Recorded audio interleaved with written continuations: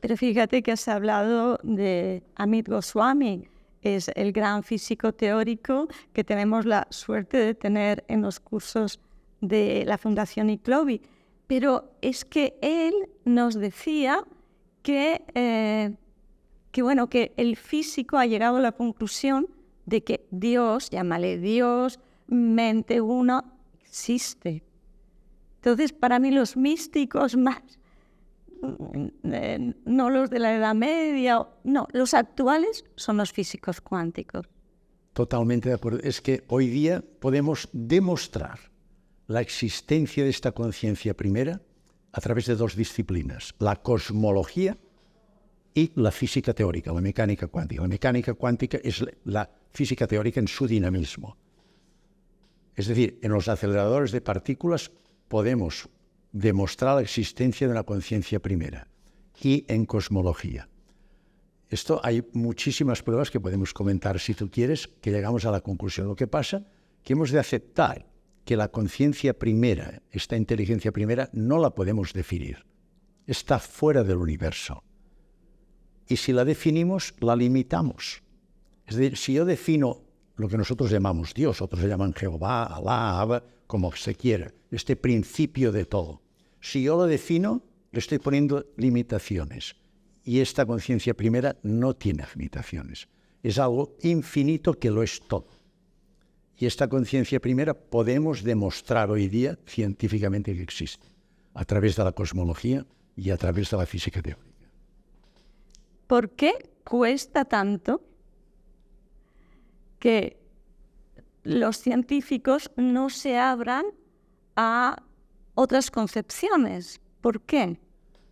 Es tan cierto esto. Los físicos y los médicos, que son tremendamente, se fundamentan en el método científico de ontología materialista totalmente. Yo los considero que están encerrados en un armario y que ven cuatro paredes y no se dan cuenta que si abren la puerta y miran fuera, hay un universo tan extraordinario e infinito, tan amplio, tan extenso y tan maravilloso. ¿Por qué no lo aceptan estos? No lo aceptan y yo pienso que es un cambio importante. De todas maneras, amiga Luján, hemos de ver, y yo lo estoy viendo, y me estoy dando cuenta que cada vez yo voy viendo que hay más apertura. Cada vez yo en mis comentarios y en mis cosas veo que hay médicos que están a favor, que aceptan y empiezan a aceptar realmente que no solo nos hemos de fundamentar en una ontología materialista, sino también en una ideología trascendente, que no son antagónicas, sino que se complementan perfectamente. El método científico y la física teórica ha servido para unir ciencia y espiritualidad, materia y espíritu. No son antagónicas y podemos. ¿Por qué cuesta? Porque el método científico está tan fijado y dominado por un ego materialista que el ir en contra les cuesta, tienen miedo, el ego siempre tiene miedo a qué dirán los demás. Hay mucha gente que lo piensa que están de acuerdo, pero públicamente no se atreven a decirlo. Porque ¿qué opinará el mundo científico de esta persona? Incluso piensan que se ponen en juego su carrera profesional.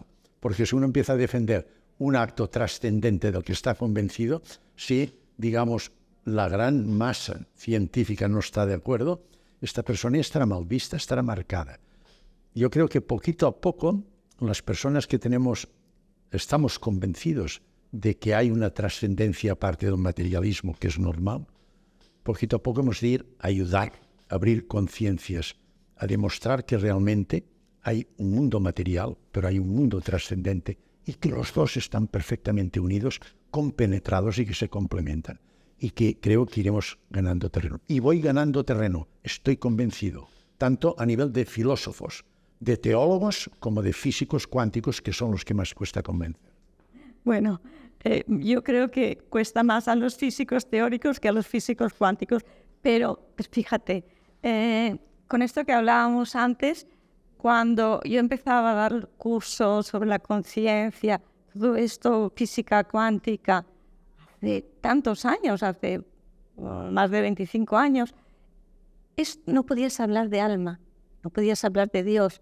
Quizá porque más en España la Iglesia había estado totalmente unida a la política de alguna manera y se rechazaban las dos cosas, ¿no? Pero ahora es un momento maravilloso en el que se puede hablar de esto. Incluso tú hablas con personas de la Iglesia que tienen interés en esto. ¿Qué dicen cuando tú les explicas esto? Es que en el fondo yo les demuestro científicamente y de una manera con pruebas objetivas certificadas que estamos diciendo lo mismo. Por ejemplo, Baruch hizo un estudio estadístico. En los últimos 100 años, más del 90% de los premios Nobel en física teórica creen en la divinidad, creen en una conciencia primera, en una inteligencia primera, en un diseñador inteligente, que es el principio de todas las religiones. Se le puede poner el nombre que se quiera. Es decir, que esto cada vez es más claro. Y con la Iglesia, por ejemplo, ya me he encontrado que me han solicitado altas esferas de la Iglesia de hablar a gente de la Iglesia precisamente de estos temas. ¿Por qué? Porque en el fondo decimos lo mismo.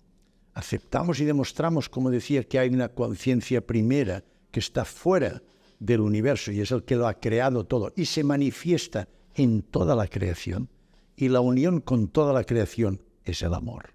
El amor es lo que nos une a todo. Es el elemento que une toda la creación. Y después expresamos y demostramos que existe una manifestación holística de esta conciencia primera en cada uno de nosotros, que llamamos supraconciencia. Si es lo mismo que dice la religión, que dijo Jesús. Sois hijos de Dios, estáis hechos a imagen y semejanza de Abba. Abba es la conciencia primera. Dice, Dios está entre vosotros y no lo veis. Es decir, estamos diciendo lo mismo. Y nosotros lo que sí intentamos es, en este mundo aún bastante materialista, es justificar estos principios con una base científica. Y ellos no tienen más remedio que aceptar y empezar a reconocer. Por esto nos llaman. Hay una cosa que a mí me preocupa y es el miedo. Porque el miedo te impide vivir y hay mucha gente con miedo. Y yo creo que mucha de las causas del miedo es el miedo a la muerte. Y el miedo a muerte también, ese Dios castigador, tiene como las consecuencias de decir, uy, yo no sé qué me voy a encontrar, me voy a morir, me van a juzgar. Y claro, es perfecto. ¿Qué me va a pasar a mí? Pues que me va a mandar al infierno, mínimo al purgatorio, que me voy a quemar de por vida eternamente. Creo que todos esos conceptos, gracias a las experiencias cercanas a la muerte estudiadas en hospitales, que sabes que hay un paro cardíaco y que tienen una conciencia más plena que nunca en su vida, nunca hablan de juicio, siempre hablan de amor, de que nadie les juzga, de la sensación de paz y amor que tienen y que son ellos mismos los que al hacer la revisión de su vida se juzgan y se dan cuenta de lo que no han hecho bien y del dolor que han causado. Y a veces quieren volver solo para poder restaurar ese sentimiento, ¿no? ¿Qué te parece? Me parece, comparto totalmente este criterio. El miedo es siempre manifestación del ego. Por banal que parezca el miedo que una persona tenga, siempre es, en el fondo, miedo a la muerte. ¿Por qué el ego condiciona el miedo? Porque el ego sabe que con la muerte desaparece. El ego es el producto, es la identidad de nuestra conciencia local o neuronal. Depende de la materia. Tiene un origen externo, material, depende mucho de la opinión de los demás y sus objetivos siempre son materiales: éxito, fama, riqueza, poder, dominio. Entonces, él sabe que como se fundamenta en la materia, la muerte supone el fin de su existencia. Por esto, cualquier miedo que tiene el ser humano, por banal que sea, en el fondo, provocado por el ego, es miedo a la muerte. Y estoy totalmente de acuerdo con lo que has dicho. Tengo incluso un caso con las experiencias cercanas a la muerte, lo vemos. Ha influido mucho en nuestro país el miedo que se ha creado a la gente para la actitud o las posibilidades que tiene el ser humano después de la muerte, según su comportamiento aquí en la Tierra. Todo esto es falso, todo esto. Esto es una auténtica mentira, que lo que ha sido solo para controlar, dominar a las personas. El Dios auténtico es el Dios de Spinoza.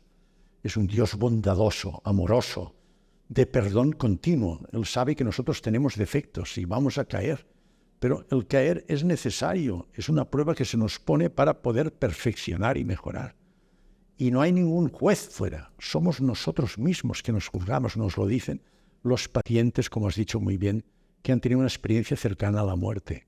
Yo tengo incluso un caso de un médico que un día se levantó, tenía un trastorno del ritmo cardíaco, hizo un bloqueo completo, cayó muerto en el suelo y tuvo una experiencia cercana a la muerte. Él no conocía este fenómeno, salió de su cuerpo y quedó aterrado al ver su cuerpo entre la pared y la cama y el suelo, y entonces él tuvo una experiencia completa. Y llegó al final, como tú muy bien dices, cuando llegan al final, ellos se plantean volver o no volver. Los que no vuelven, yo no sé qué pasa. No soy adivino, ni soy medium. Yo solo sé los que vuelven. ¿Y este hombre por qué volvió? Este hombre, cuando vio su vida, que todo se ve en presente, vio, como tú has dicho, actos que había hecho volitivos que perjudicaban o lesionaban a una persona, animal o planeta. Y ellos en aquellos momentos tienen la misma carga afectiva y emocional que padeció la persona a la cual perjudicó. Y él dijo, yo quiero volver voluntariamente para reparar el mal que he hecho. Esto es enormemente extraordinario, ¿eh? Esta persona vive, es una persona, un médico que le pasó esto. Es decir, esto nos lo dicen todos.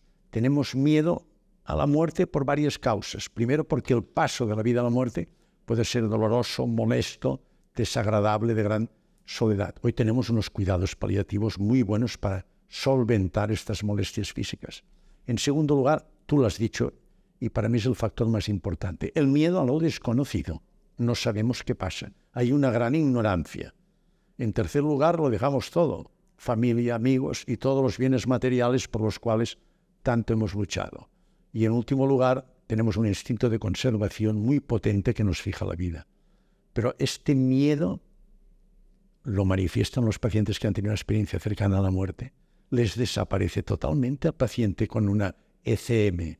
¿Por qué le desaparece? Porque sabe realmente que después de la muerte física continúa su existencia y en una situación mucho mejor. A mí me han dicho enfermos que yo he recuperado de muerte física a lo largo, muerte clínica a lo largo de mi vida profesional, me han dicho, usted me perjudicó reanimándome, yo no quería volver.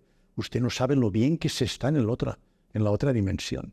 Otros enfermos me han dicho, he contactado con mi madre, he abrazado a mi madre, me he comunicado telepáticamente con mi madre que había fallecido y estaba unida muy intensamente a ella afectivamente. Mi madre existe, esto de la muerte no es cierto, está en otra dimensión, me ha dicho que me espera. Es de estas personas que conocen la otra dimensión, nuestra realidad existencial después de la muerte física, que la muerte es desprenderse de la funda, el estuche, el traje que es nuestro cuerpo, no es ni más ni menos que esto. Pero nuestra vida continúa, estos enfermos pierden rotundamente el miedo a la muerte.